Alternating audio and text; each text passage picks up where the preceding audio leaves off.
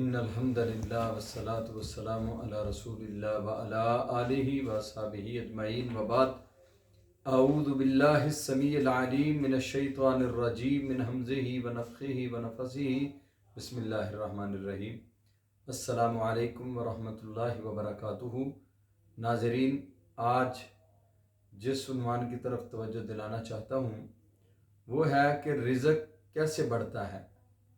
آج کے اس دور میں ہر شخص پریشان ہے، گھروں کے اندر لڑائیاں ہیں، جھگڑے ہیں، فساد ہیں، رزق کی تنگی کا شکوہ ہے اور مہنگائی کا سیلاب امڑ رہا ہے۔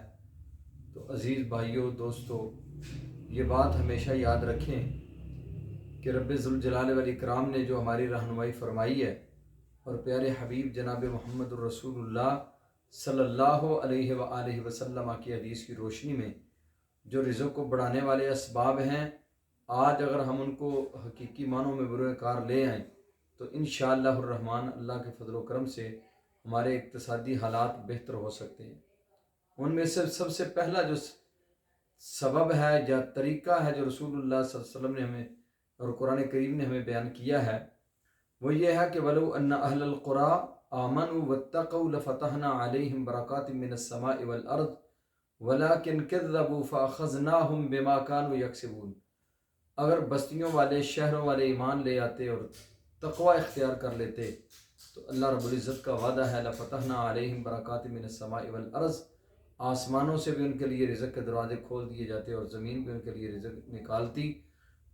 تقوی بنیاد ہے۔ تقوی ہوتا، تقوی کا معنی کیا ہے؟ اللہ کا ڈر، اللہ کا خوف، حلال و حرام کی تمیز، کیا میرے لیے حلال ہے، کیا میرے لیے حرام ہے، ان ساری چیزوں کو ملحوظ خاطر رکھتے ہوئے اپنے اللہ سے ڈر کر بزنس کرے، اپنے اللہ سے ڈر کر تجارت کرے، اپنے اللہ سے ڈر کر فیکٹری کارخانے کے معاملات کو چلائے۔ اللہ کی قسم رب کریم اس کے لیے ضرور آسانیاں پیدا کر دیتے ہیں اور اللہ تعالیٰ اس کے رزق کے اندر بڑی فراخیاں اور اللہ بڑی خوشحالیاں پیدا فرما دیتے ہیں۔ جس طرح کہ عبداللہ بن عمر رضی اللہ تعالیٰ عنہ کے بارے میں آتا ہے، ایک دفعہ بکریاں چرانے والا ایک شخص بکریاں چرا رہا تھا اور عبداللہ بن عمر رضی اللہ تعالیٰ عنہ وہاں کھانا کھانے لگے تو چرواہے سے کہا، یا رائی الغنم تعال اسب من هذه السفرہ، آؤ آج ہمارے ساتھ بیٹھ کے بھی کھانا کھا لو۔ تو وہ بکریوں کا چرواہا کہنے لگا، انی صائم، اے عبداللہ بن عمر رضی اللہ تعالیٰ عنہ، میں روزے دار ہوں، میں نے روزہ رکھا ہوا ہے۔ کہا، فی مثل هذا اليوم الحار شدید سمومہ، اتنی سخت گرمی کے اندر بکریاں چرا رہے ہو، ساتھ روزہ رکھا ہوا ہے؟ تو سیدنا عبداللہ بن عمر رضی اللہ تعالیٰ عنہ کو اس نے جواب دیا، انی ابادر هذه الايام الخالیہ، میں نے اپنی زندگی کے دنوں کو قیمتی بنانا چاہتا ہوں۔ قیامت کا دن ہوگا، کسی کے نامہ اعمال میں غیبتیں ہوں گی، چغلیاں ہوں گی، زناکاریاں ہوں گی، بدکاریاں ہوں گی، اللہ کی نافرمانیاں ہوں گی۔ میں چاہتا ہوں کہ قیامت کے دن جب میرا خالق و مالک مجھے میرا نامہ اعمال دے تو میرے نامہ اعمال میں گرمی کی شدت اور حدت کے روزے لکھے ہوئے ہوں۔ عبداللہ بن عمر رضی اللہ تعالیٰ عنہ فرماتے ہیں، یار اس کو چیک تو کرے، باقی متقی اور پرہیزگار آدمی ہے، وہ یرید و یختبرہ، اس کا امتحان لینا چاہا۔ فرمانے لگے، ایک بکری ہمیں دے دو، نوتی کا لحمہا و ثمنہا، ہم آپ کو اس کا گوشت بھی دیں گے اور ہم آپ کو اس کی قیمت بھی ادا کریں گے۔ وہ کہنے لگا، انہا لیست لی بغنم انہا غنم سیدی، یہ بکریاں میری نہیں ہیں، یہ میرے سردار کی بکریاں ہیں۔ کہا، وہ کون سا دیکھ رہا ہے؟ کہا، وہ تو نہیں دیکھ رہا۔ این اللہ وہو رافع اصبعہ الی السماء، وہ اپنی انگلی کو آسمانوں کی طرف اٹھا کے کہنے لگا، وہ تو نہیں دیکھ رہا لیکن اللہ تو دیکھ رہا ہے۔